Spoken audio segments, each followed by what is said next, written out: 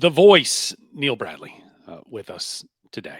Thank you for the time. We're talking about Aubrey Reese, and I went back and I listened to my conversation from a year or so ago with him about how he got to Murray, and he said the one thing that they rolled out to him during his recruiting visit was they showed a video, and a lot of it had Marcus Brown sprinkled all over it, which isn't a Oh, bad start. yeah. But it was a game of against Austin P at Racer Arena. For those of us who didn't get the opportunity to really experience Racer Arena in the heyday, what was a Murray State Austin P game like in the old barn there in the mid 90s? Well, that's one of those Racer fans that tell you all the games used to be sold out. Well, they didn't, but those did. Those used to be sold out. P traveled well, especially when they were good, and most of the years they were. But it was just crazy as could be. We've had some fantastic finishes. So if you're going to try to sell a kid, that's the one to do it. I'm not sure which film they showed him, but there was some fabulous finishes there, and no love lost between the programs per se or the fan base. But those were some of the most special games. And any Racer fan will tell you, when the schedule came out, they circled those two games on the regular season schedule and told the rest of the family, don't plan anything. I'm going to 2 games. I thought you would be a great person to talk about Aubrey, just from, you were historically tied with him from 1999, which we'll get to in a bit. But from your role of you were still in the early days of your time there as the voice, but also a media member there in Murray, and it was a pre-social media era and so on. Things are certainly rolling, but when you had guys like Isaac Spencer and Rod Murray and Ray Cunningham and Aubrey Reese coming onto campus and on visits, and they signed and all of that, was there any awareness of them necessarily other than just maybe the whispers at Rudy's in the morning about, hey, I heard this kid was on a visit? Not really. I mean, you hear that, this is a good bunch of kids, and then they got them on campus, and they had some sort of grade issues. They didn't meet this standard, whatever it was. So they were all ineligible their first season. Now they would play 9 years because of that. But that's not the way they did things. Ineligible is ineligible. So they were out. However, they were able to play I guess in the intramural leagues. Right. And all you heard was stories like, yeah, they're going to be real good. Not just kind of good, real good. And I've talked to friends who stayed or was able to watch them play, and they said it's phenomenal. But the guys I always heard about, honestly, more than anybody, were Murray and Spencer, and they were phenomenal. Out of the gate, they got most of the playing time when they were sophomores, and Aubrey happened to be behind Chad Townsend whenever he was eligible to play. That means not many minutes there. So that was kind of it. But I think everyone knew they were special. Mark kept alluding to, when we get these guys going, we're going to be really good. And he didn't lie about that at all. This has been almost 30 years ago, and I know you've slept once or twice since then. But Aubrey, told me last year when we talked, he said, he was recruited, that Coach Gottfried was very clear with him that we are bringing you in to be a backup to Chad Townsend. And Sure. And Aubrey said simply, I'm not a backup. That's fine. I'm going to come and I'm going to play. But just so you know, I'm coming.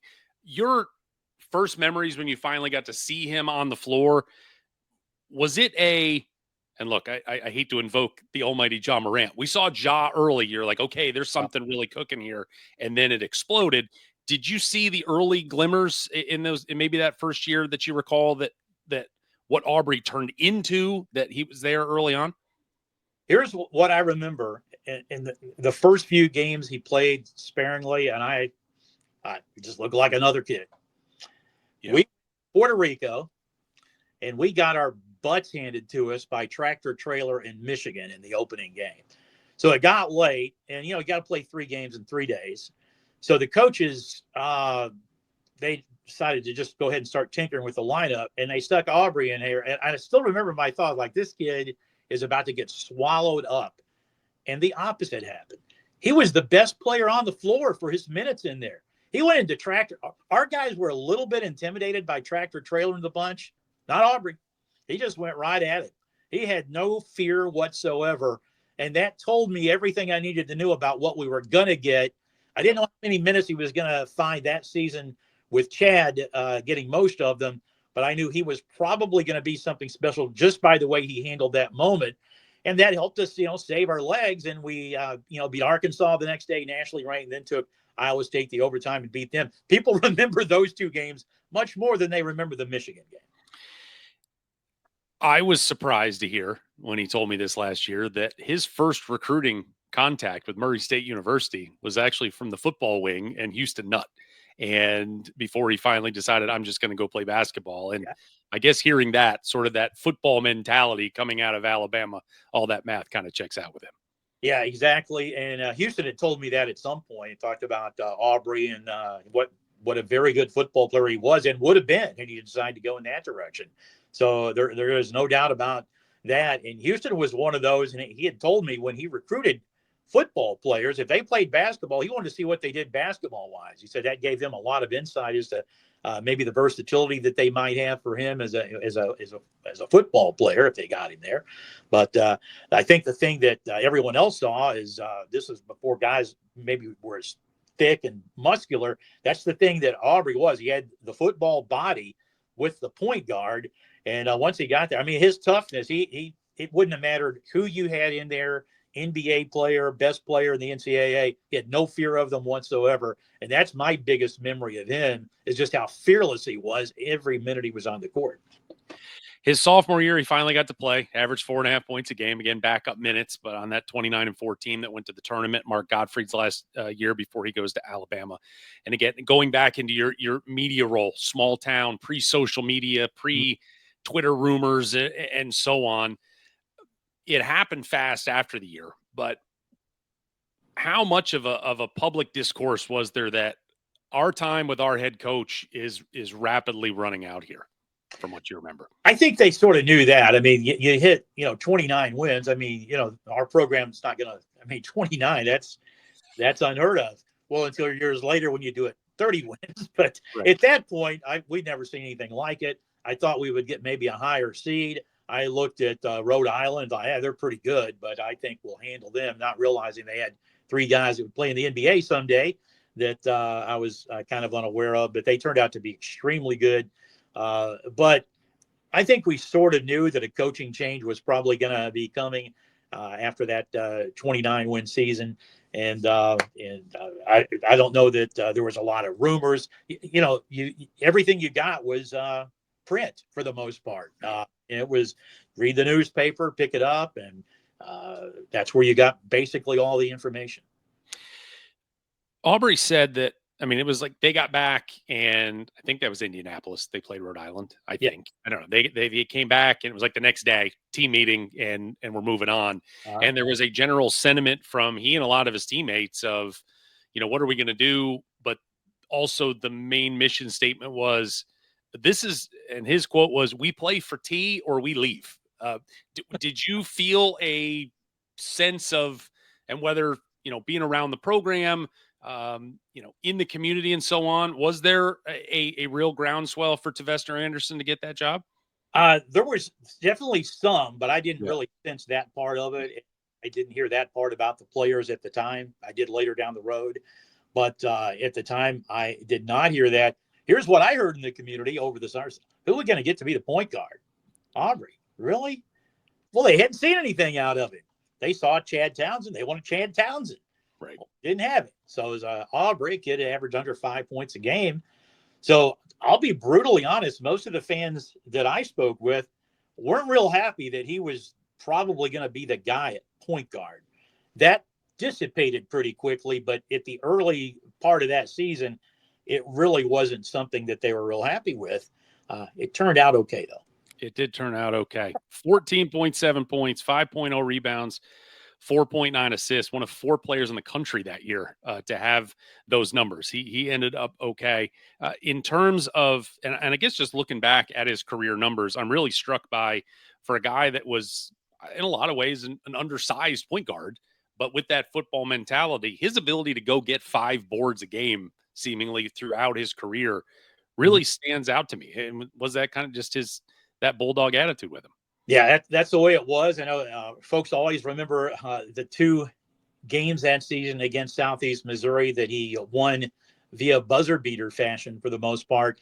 But in the one at Cape, he had 12 rebounds. He was the leading rebounder. Little point guard has 12 rebounds in the game.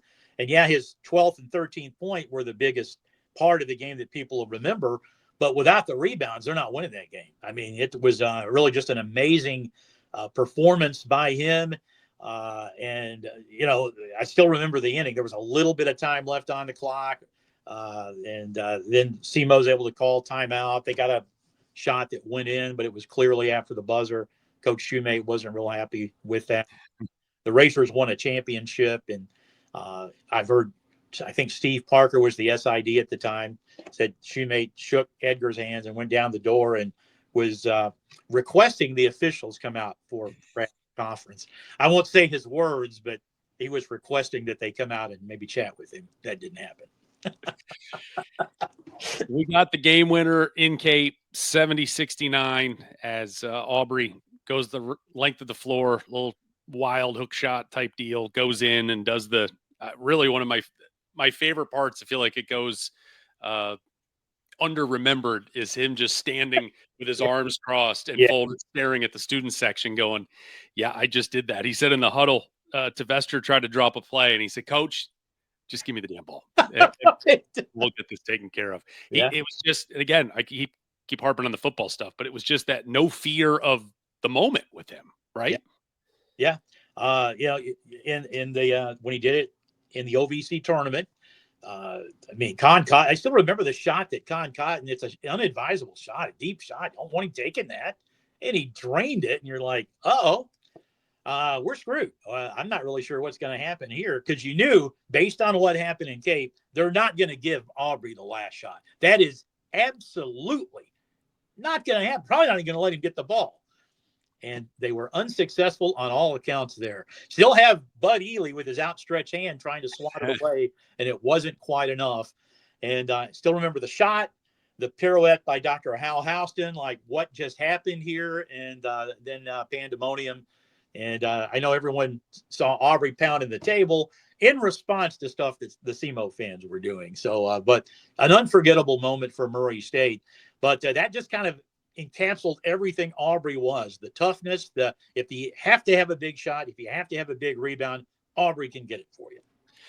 Again, another, I think, unremembered thing is before he hit that game winner there at the buzzer to beat SEMO, he actually hit a shot with 14 seconds left to put the Racers ahead almost from the identical spot.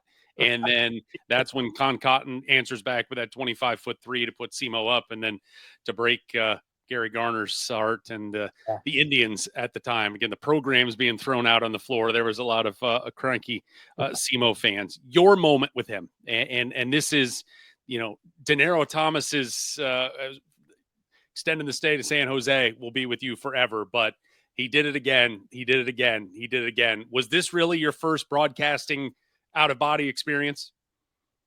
Probably so. If there was anything different, I can't remember it. I mean, you're going to get a lot of ink on that. And I'll tell you how big it was. It's still in the day where you got pretty much a week of play because the big conferences started the next week.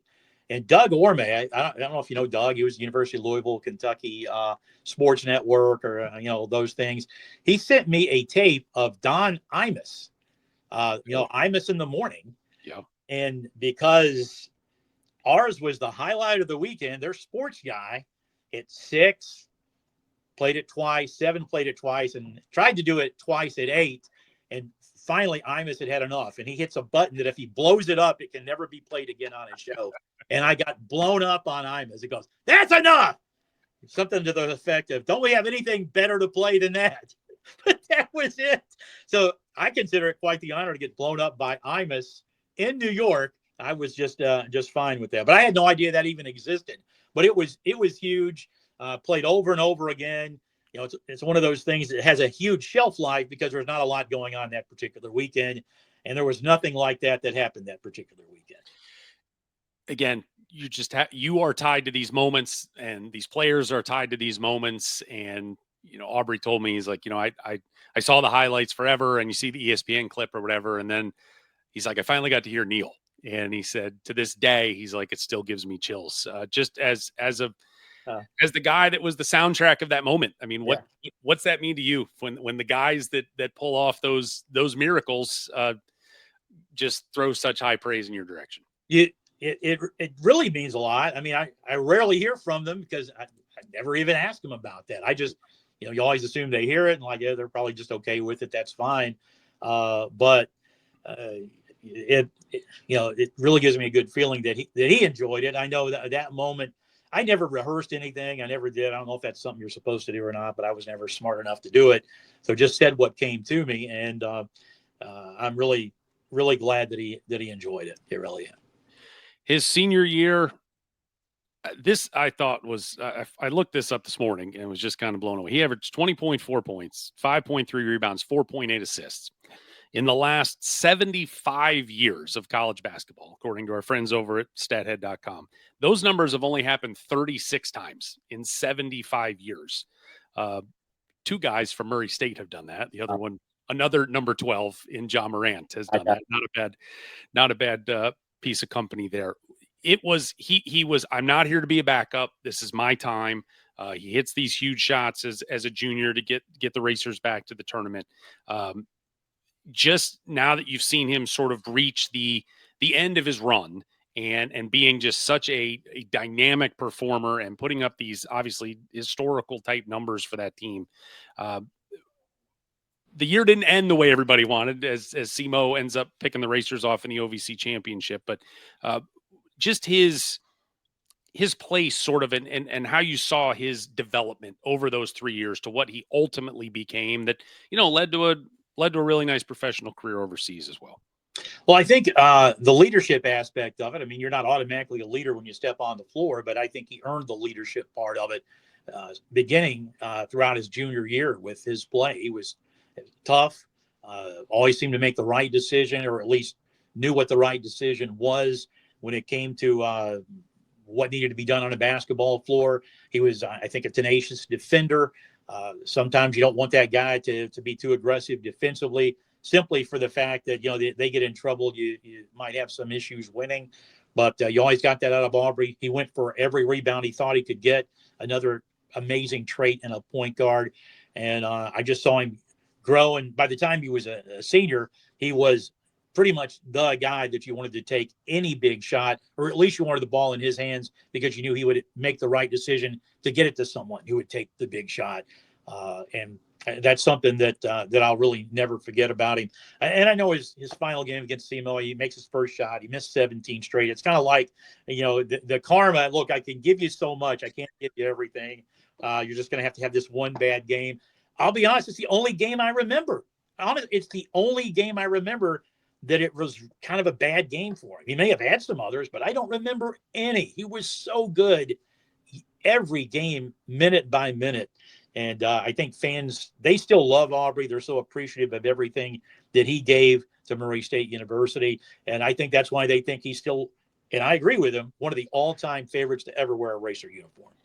1,271 points, 395 rebounds, 383 assists, top 30 in scoring, top 10 in assists, and again played 3 years, which falls by the wayside when you look back at his total body of work. And now with 25 years perspective on him leaving Murray State, and we have certainly, in your 3 decades behind the microphone, we've certainly had some good ones that you've had the pleasure and privilege to watch.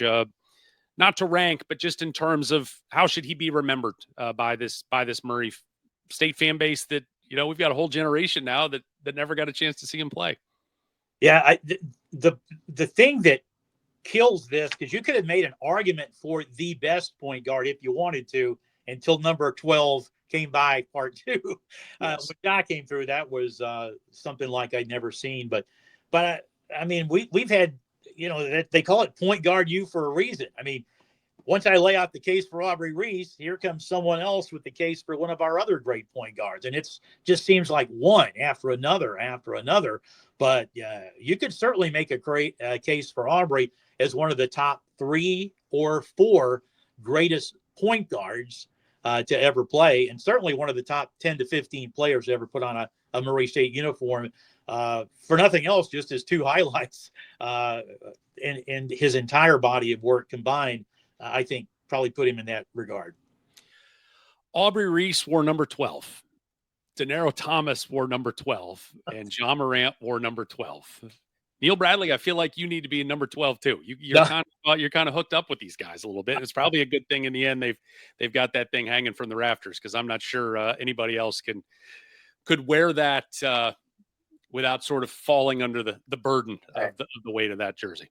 Yeah, I mean it's had phenomenal success, and you know, Denaro. I know this isn't about you, but you just to show you how guys come out. I still remember, hey, one of the new guys is on the court, and I came out and I'm looking. This is a practice, and I'm looking, you know, where is he? And like, that's him. It's like that guy, because Denaro put on about 20 pounds, had a little pot gun. Honestly thought it was Denaro's dad or something. And like, oh my gosh, that's who we have. But look how that turned out. You just never know. But the first time I saw him, I really didn't really have a great feeling about that. And you know, Aubrey, that junior season, had to prove himself as well. But yeah, the 12 success, I don't think it'll ever happen again. It'll be special circumstances. Maybe John Morant Jr. gets permission from dad or something like that. Other than that, that's probably all we're going to see. He is the GOAT, Neal Bradley. Longtime voice of the Racers, and appreciate the time as always, sir. Thank you. Thank you.